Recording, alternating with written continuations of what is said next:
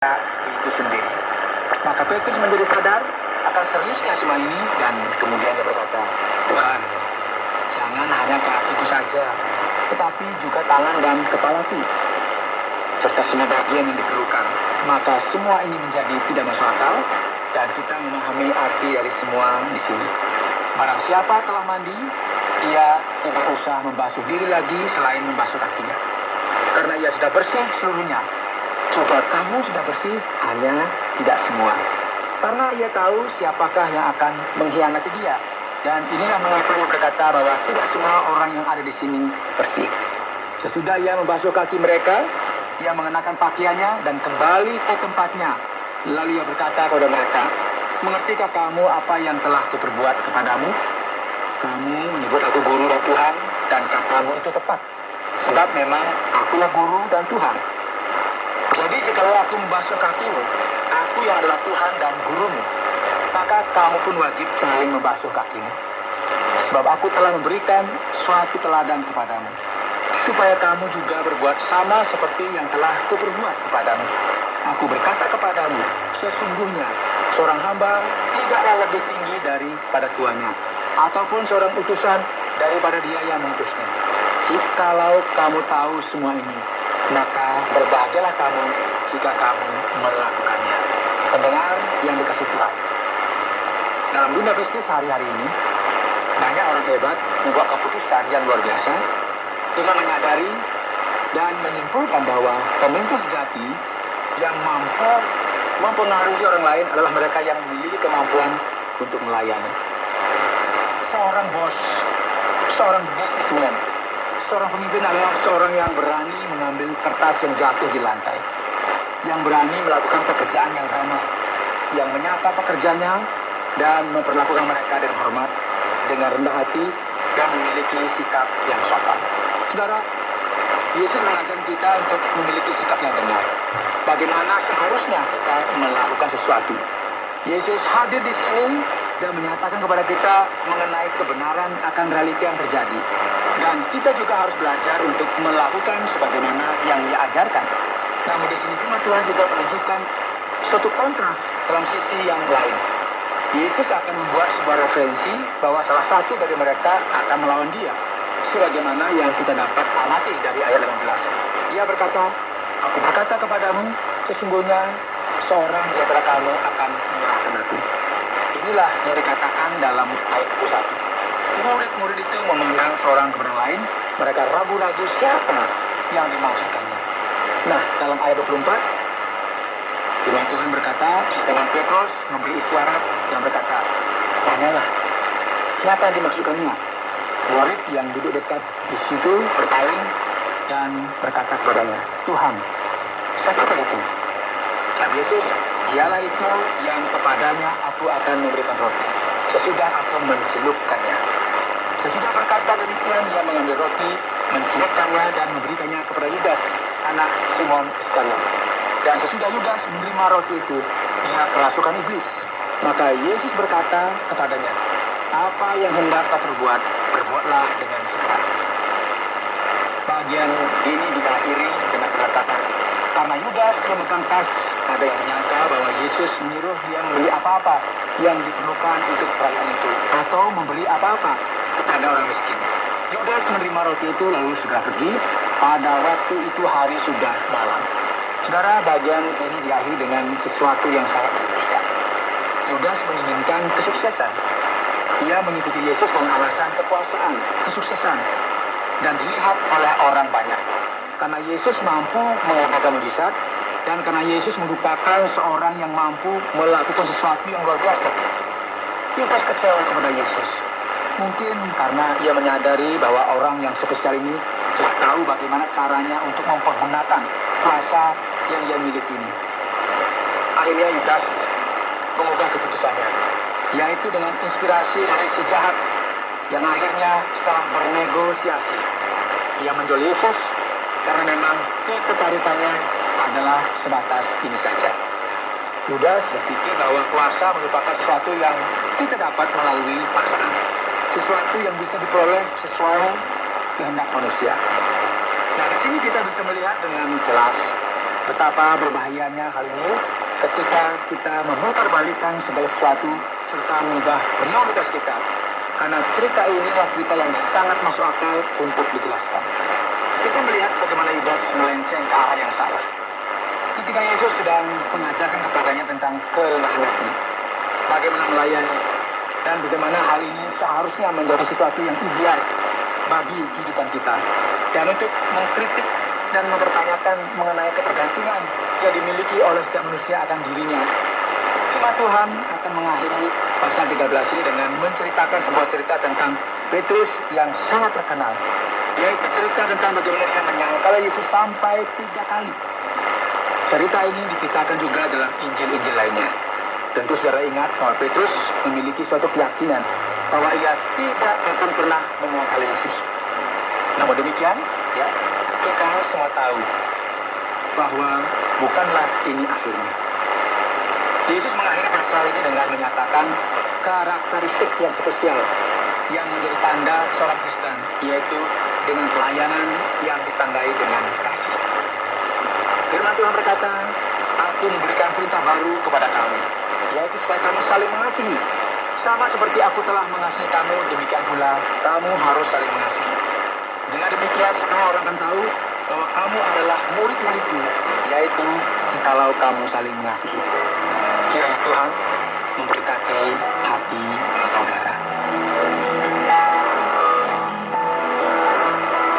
Anda sedang mendengarkan dalam 66 dalam rangkaian kisah Injil Yohanes pasal yang ke-13 yang sudah disampaikan oleh Kak Yohanes dengan topik sebuah cerita yang sangat masuk akal. Terima kasih banyak Kak Yohanes sudah menjelaskan ini kepada kita, dan saatnya kita akan masuk kepada pertanyaan. Kak Yohanes sudah mengantarkan kepada kita keseluruhan skenario ini. Jadi sekarang mari kita coba untuk menyimpulkan keraguan-keraguan yang ada dalam diri kita. Ayat yang ketiga, Yohanes pasal yang ke-13 ini berkata tentang iblis, sementara pada ayat yang ke-27 berbicara mengenai setan. Apakah iblis yang mengendalikan sesuatu atau si iblislah yang melakukan semuanya ini? Dan inilah yang menjadi keraguan kita dalam penting sekali untuk kita perhatikan bahwa iblis dan setan itu tidak berbeda. Mereka itu sama, hanya nama mereka saja yang berbeda. Mereka ini adalah malaikat yang memberontak kepada Allah, dan perlawanan mereka terhadap Kristus dalam perjanjian baru ini juga jelas sekali. Nah, kata iblis sebenarnya merupakan kata yang berasal dari bahasa Yunani yang berarti fitnah, penuduh, dan pendakwa. Ya. Sementara kata setan berasal dari bahasa Ibrani yang berarti lawan atau musuh. Baik setan maupun iblis. Namun setan dalam perhatikan lebih sering digunakan dalam firman Tuhan atas sesuatu yang negatif dan penuh dengan kejahatan. Firman Tuhan juga sepertinya agak mengagetkan kita di sini karena dikatakan bahwa Yudas dikuasai iblis, serta berkata bahwa iblis merasuki Yudas. Ini penting untuk kita amati fakta dalam firman Tuhan. Karena dalam bagian lainnya tidak pernah dikatakan bahwa iblis pernah merasuki orang lain. Banyak orang yang hari ini pergi ke sana, ke sini untuk mengusir iblis keluar dari hal ini atau hal itu. Sebenarnya setanlah yang merasuki seseorang. Namun jika kita berkata iblis sendiri yang merasuki seseorang, hal ini tidak kita temukan dalam perjanjian baru, dalam bagian manapun. Kasus Yudas ini sangat unik dan eksklusif. Kerasukan iblis semacam ini tidak kemudian membuat Yudas menjadi tidak sadar. Kita tidak boleh berpikir bahwa Yudas tidak tahu apa yang sedang dia lakukan hanya oleh karena ia dirasuki iblis. Lupa semuanya, tidak seperti itu. Yang kemudian dia menjadi tidak bertanggung jawab atas apa yang dia lakukan. Tidak demikian saudara. Sangatlah mungkin bagi seseorang untuk menggunakan mentalnya secara penuh untuk mengendalikan kehendaknya, dan pada saat yang bersamaan dipengaruhi oleh iblis dan secara sengaja membiarkan diri mereka untuk dipakai oleh iblis. Alkitab menekankan kedua realita ini, baik negatif akan dorongan rohani serta pilihan manusia dan kehidupan manusia yang masih berfungsi dengan baik. Kemudian yang berikut Pak Yohanes dalam pasal yang ke-13 dari kitab Yohanes ini memberitahukan kepada kita tentang Yesus yang mengajar, kerendahan hati dan rela melayani. Jadi, apakah gagasan mengenai pelayanan, mengenai kerendahan hati, apakah ini semuanya masuk akal? Dan apakah hal ini masih bisa diterapkan di dalam dunia yang sementara ini kita berada? Memang ini sepertinya hanya sekedar khotbah atau pidato yang indah saja, Tuhan. Semua ini seperti kata-kata manis yang diucapkan oleh politikus sebelum pilkada atau pilpres. Ya, banyak orang berpikir bahwa hal-hal yang disebutkan ini merupakan sesuatu yang tidak berguna dan tidak masuk akal sama sekali. Dalam jangka pendek, ya, kerendahan hati memang bukan merupakan sesuatu yang menggambarkan sebuah pilihan yang baik. Jika kita memiliki kesempatan untuk memanfaatkan sesuatu, kita perlu mengambil kesempatan tersebut dan Yesus sepertinya tidak tahu tentang apa yang ia ucapkan. Namun ini bukanlah apa yang ia bicarakan. Ini harus kita perjelas. Kebenarannya adalah bahwa ketika seseorang memutuskan untuk melakukan agresi, ketika seseorang memutuskan untuk bersaing dengan ketidaksetiaan, ketika seseorang mengambil keputusan untuk bertindak seperti ini, mereka mulai menunjukkan kelemahan terbesar mereka, yaitu perasaan tidak aman terbesar yang mereka miliki. Perasaan tidak aman ini menyatakan bahwa orang tersebut bukanlah orang yang mengendalikan apa yang paling penting, yaitu dirinya sendiri dan hatinya. Amsal berkata bahwa orang yang menguasai dirinya melebihi orang yang merebut kota. Jadi kemampuan seseorang untuk mengasihi, rendah hati, dan bahkan dalam dunia kepemimpinan. Dan ada banyak buku-buku terkenal dengan judul Samson atau pelayan. Jadi kita dapat belajar bahwa di dunia bisnis, dalam perusahaan yang hebat, dengan orang yang ingin mengerti dinamika hubungan manusia, dan mereka memiliki sifat yang melayani menjadi rendah hati. Karena hal itulah yang akan membuat perubahan, yang memampukan seseorang untuk memimpin dengan benar dan menjadi pelayan dengan baik. Yang berikut Pak Yohanes, bagaimana dengan sikap Petrus yang kita lihat dalam ayat yang ke-6? Sepertinya ia sangat berkeras untuk menolak. Ia menjadi marah karena Yesus membasuh kakinya. Sikap Petrus terhadap kerendahan hati Yesus begitu nampak di sini. Mengapa ia melakukan hal ini, Pak Yohanes? Memang tapi masalah utamanya di sini adalah sikap Yesus ini sangatlah problematis dalam pandangan manusia, karena ini sebetulnya merupakan tindakan seorang budak. Jadi sikap di sini merupakan suatu sikap yang memalukan. Mungkin begitu ya. Bayangkan saja ya, sebuah posisi yang paling hina dalam sebuah perusahaan, kemudian bos dari perusahaan tersebut datang, atau istrinya yang mengenakan gaun paling mahal, semua yang dipakainya mereka berasal dari Paris misalnya, dan berkata, sini, biarkan saya yang bersihkan toilet hari ini, atau izinkan saya yang membereskan meja tersebut, atau berkata, mari ke sini, saya akan menghindar sepatumu. Bukankah ini merupakan sesuatu yang memalukan? Menarik sekali, karena orang-orang mengenakan topeng mereka. Mereka semua bersembunyi dari realita yang ada dan mereka tidak ingin melayani yang lain atau orang lain selain mereka. Karena hal tersebut akan membuat mereka merasa tidak enak. Mereka tidak suka akan hal ini. Ini merupakan sesuatu yang memalukan karena kita akan berhutang budi kepada orang tersebut. Sementara yang kita inginkan adalah kemerdekaan. Kita ingin mengendalikan kehidupan kita sendiri, menjadi bos, menjadi seorang yang mengatur segala sesuatunya. Nah, jadi di sini harus kita ingat, Petrus ketika menyadari apa yang hendak dilakukan Yesus, yang tidak cocok dengan apa yang ia pikirkan, hal ini membuatnya ada dalam sebuah krisis karena ia hidup dalam dunia dan mendasarkan dirinya pada prinsip-prinsip yang merasa diri tidak aman, maka ia bertindak sedemikian rupa berdasarkan atas prinsip-prinsip kuasa dan kekuatan. Namun demikian kita bisa memperhatikan Yesus sangat keras terhadap sikap Petrus, dan Petrus segera menyadari bahwa sikapnya ini merupakan sikap yang salah karena menolak apa yang hendak Yesus lakukan terhadapnya. Ada yang lain yang cukup menarik perhatian, yaitu kalau kita melihat pada ayat yang ke-18, Pak Yohanes. Yesus mengkritisinya dan ia mengangkat bunganya. Artinya apa ini, Pak? Bagaimana kita dapat memahami akan hal ini? Yaitu orang yang makan rotiku telah mengangkat tumitnya terhadap aku. Ini maksudnya bagaimana, Pak? Apa arti mengangkat tumit ini? Frase ini kita peroleh dari Mazmur pasal 41 ayat 9. Hal ini berasal dari konteks Mazmur Daud yang berkata bahwa seorang teman dekat, seseorang yang ia sangat percayai, ia telah mengangkat tumitnya melawan aku. Menarik sekali karena dalam kitab Ketuhanan Baru tidak berkata demikian, namun berkata berbalik dan melawan aku, karena dalam bahasa aslinya ungkapan ini mungkin cukup membingungkan. Frase asli di sini memberikan suatu gagasan mengenai mengkhianati persahabatan. Karena dalam bahasa Ibrani, kata tumit ini mirip sekali dengan kata menipu. Apakah Anda masih mengingat cerita Yakub? Nah, inilah mengapa istilah ini digunakan sedemikian rupa di sini. Namun apa yang terjadi? Sebagaimana yang terjadi dalam konteks Daud, bahkan beberapa orang memberikan referensi ini terhadap Ahitofel dalam cerita Mazmur pasal 41. Demikian juga dalam konteks Daud yang terjadi di Israel pada masa yang lampau. Kini kita melihat hal yang sama terjadi dengan sang Raja Mesias ini, yang juga menderita hal yang sama. Ada aplikasi yang cukup sesuai dalam kisah ini, namun sesuai dengan arti di dalam konteks perjanjian baru.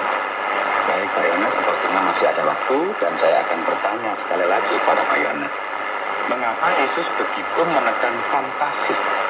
Dan mengapa ia menganggap perjanjian yang lama ini menjadi perjanjian baru sekarang?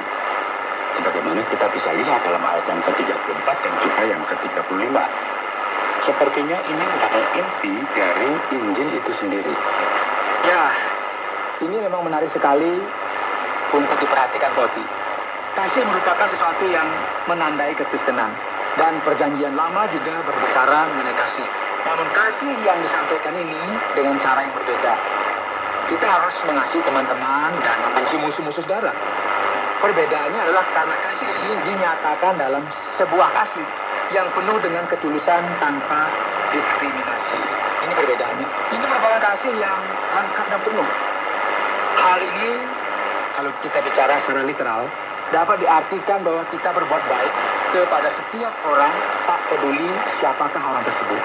Perbedaan yang ada di sini adalah supaya kita mengasihi sebagaimana Yesus mengasihi. Ada kuasa besar, kuasa ilahi yang mengubahkan kehidupan kita. Dan inilah perbedaan besarnya yang ditandai dengan Yesus itu sendiri. Dan inilah yang sebenarnya kita kenal dengan kasih yang tanpa syarat. Inilah cara Yesus mengasihi kita, dan melalui kasih ini ia memberikan keselamatan kepada kita secara cuma-cuma. Dan melalui kasih ini juga Kristus mati bagi kita. Dan kita seharusnya memperlakukan orang lain dengan kasih yang sama ini, dengan menyingkirkan semua penghalang dan mempercayai Allah yang maha dahsyat dan luar biasa itu. Baik, terima kasih banyak Pak Yohanes untuk semua jawaban yang sudah diberikan. Kita akan lihat bagaimana seharusnya kita mengaplikasikan hal ini dalam segenap kehidupan yang Tuhan percayakan kepada kita. Saudara, hari ini dalam program Jalan 66, kita telah mempelajari kitab Yohanes pasal 13. Kita telah belajar mengenai sebuah kisah yang masuk akal. Ketika kita meluangkan waktu untuk mempelajari dan mendengarkan pelajaran ini, yaitu bagaimana Yesus membasuh kaki para murid dan menghadapi realita yang terjadi dalam konteks ruang atas. Sebagaimana kita ketahui, Yudas Iskariot mulai rencana bahayanya untuk melawan Yesus. Pendengar yang dikasihi oleh Tuhan, di sini kita melihat sebuah konfrontasi, konflik yang terjadi antara dua dunia. Ada yang mempercayai kuasa dan kekuatan manusia, dan yang bisa kita lihat dari sini hanyalah ruang untuk kompetisi. Sementara yang lain dipenuhi gagasan akan kasih Allah yang tanpa syarat yang dinyatakan melalui Kristus. Mari kita perhatikan bersama, karena di dunia yang penuh dengan peperangan, gejolak, dan kompetisi, perkataan Kristus masih menggema dengan kerasnya. Kasih, kerendahan hati, ketertundukan merupakan hal-hal yang paling berharga dari semuanya. Saudara pendengar, karena waktu yang tidak memungkinkan, kita akhiri program Jalan 66 kali ini.